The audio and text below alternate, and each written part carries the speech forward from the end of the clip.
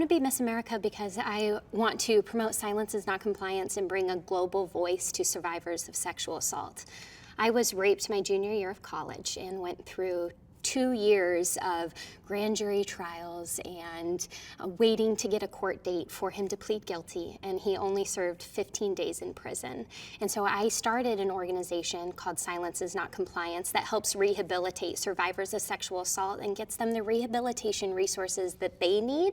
And I believe that the Miss America organization and I share a common audience that will help build that organization and Miss America to greater levels and will help us pursue forward with the women empowerment movement.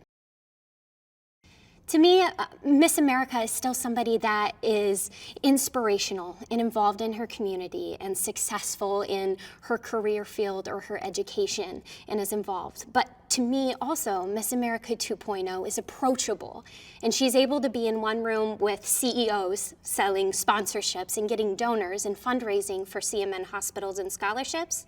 And then she's able to walk over the next street and go to a school and connect with 5th grade kids. So to me, that's Miss America 2.0. She's approachable, she's successful, she's driven, she's involved. It was a very strong and long thought out decision to come forward as a rape survivor, especially on the Miss DC stage. And that was the first time that I said it on stage in a microphone. Before, I had only been lobbying on Capitol Hill.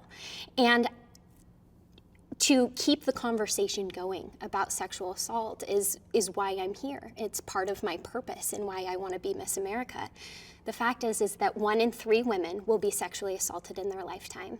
And I'm not okay with just being a statistic, and I don't want other survivors to just be lumped into that number either. We're individuals who have experienced something very traumatic, but that doesn't define who we are. I want other survivors to hear that we can all heal in our own ways, and what happened to us is tragic, but it's not going to keep us to where we want to be in the future.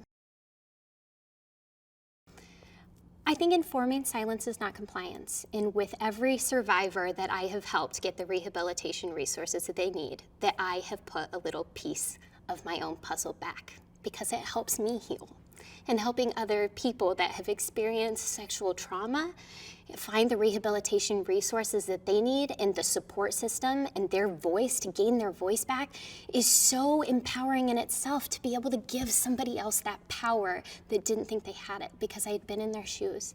That's the most powerful part of being Miss DC, and I think it would be one of the most powerful parts of being Miss America, is being able to use your own voice and your experiences to touch other people who are struggling with what you went through. It is difficult. It hurts to show my scars or to, reopen emotional wounds. But I know that every time I do it, there's a higher propensity to help multiple people out there heal, through what I've healed through. And that is, unmatched. It really is. It's just like young women out there. It's really just my peers, my peers and other people that I'm looking to inspire and to help and to also look to lean on as well. Instagram has been so helpful for me. The morning after I was crowned Miss DC, I actually had an audience member.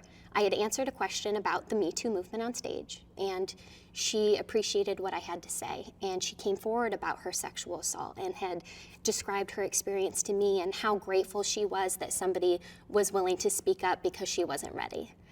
Wow. Instagram did that for me. She found me there because she couldn't find me after the show. And the same has been for Facebook, for Twitter. We're excited to be on Cameo now. Social media has helped me reach a global audience rather than just local.